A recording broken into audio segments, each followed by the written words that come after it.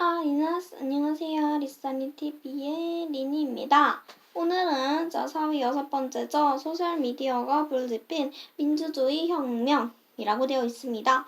자, 우리 먼저 보도록 하겠습니다. 트위터나 페이스북처럼 사람들이 온라인을 통해 서로 연결되어 연락을 주고받는 현상을 소셜 네트워크 서비스 또는 사회적 관계망 서비스라고 한다. 개개인의 표현의 욕구가 강해지면서 사람들 사이에 사회적 관계를 맺게 하고 친분 관계를 유지하고 강화해주며 개인인 나 자신이 중심이 되어 자기 관심사와 개성을 함께 담아갈 수 있는 SNS 또한 점점 발달하고 있다. 자, 이렇게 되어 있죠. 자, 그래서 이런 사회 관계망 서비스 이런 거가 점점 발달하고 있다는 겁니다. 자, 그럼 그 다음 볼게요. SNS 열풍은 정치권에서도 불고 있다. SNS는 정치인과 국민 사이의 거리를 좁혀줌으로써 정치에 대한 냉소적이고 무관심했던 국민의 시선을 완화해주고 있습니다. 그런데 지난 2010년 중앙선거관리위원회 이와 선관위가 지방선거를 앞두고 SNS를 단속 대상에 포함시키겠다며 사회적 미디어의 선거 참여를 규제하고 나섰는데요. 자, 오늘 뉴스처럼 좀 읽어봤는데요. 자, 그럼 뉴스처럼 계속 읽어볼게요. 자, 일단은 우리 SNS 일단 정치권에서도 이제 불고 있다 이런 거죠. 근데 이제 선관위가 사회적 미디어 선거 참여를 이제 규제하고 나섰습니다. 자, 그 다음 볼게요. 이에 대해 사회적 미디어를 활용하는 사람들은 선관위의 규제가 민주주의 국가의 헌법 정신에 어긋난다며 헌법재판소에 소송을 청구했습니다. 이에 헌법재판소는 사회적 미디어를 이용해 특정 정당이나 후보를 지지하거나 반대하는 행위는 금지하는 것은 헌법에 어긋난다고 결정했습니다. 헌법재판소는 사회적 미디어 활동을 규제하는 것은 사전 선거운동 금지 취지에 맞지 않는다고 본 것입니다.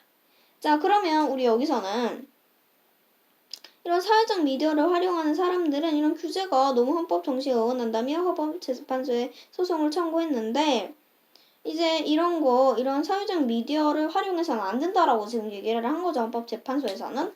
자, 우리 끝한번 가볼게요. 공직선거법이 사전선거운동을 못하도록 하는 이유는 정당이나 후보자들의 경쟁력이 평등하지 않기 때문이라고 하는데요. 광고, 벽보, 인쇄물 등을 이용한 사전선거운동을 허용하면 경제력 좋은 후보에게 유리한 환경이 조성될 가능성이 높아지므로 선거의 공정성에 위해 규제를 하는 것입니다.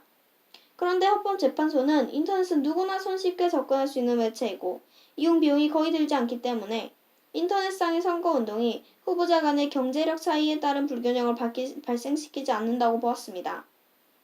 이에 사회적 미디어인 SNS를 활용한 선거운동에 대한 규제가 적절하지 않다고 판단한 것입니다. 자, 그러니까 우리 헌법재판소는 이런 거는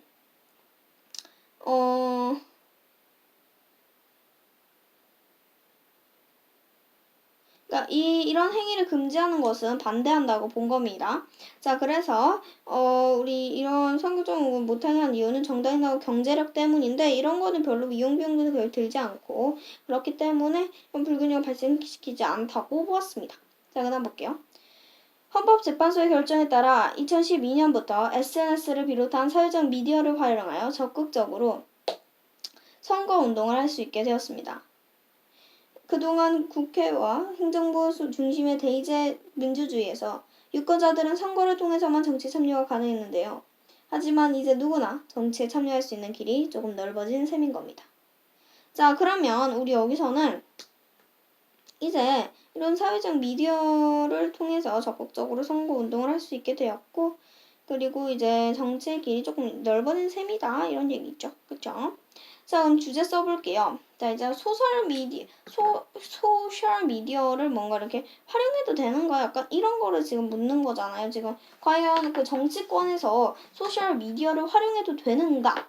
라고 물어볼 수가 있는 거고요. 혹은 아니면 조금 더 이렇게 내가 좀 자세히 써보고 싶다 이러신 분들은 뭔가 이런 사회적 미디어에 뭔가 선거 참여 규제에 대한 헌법재판소의 그 판결과 그 뜻 약간 이런 식으로 적어주시면 될 것 같아요. 그쵸? 자, 그래서 이제 문제 풀어볼게요.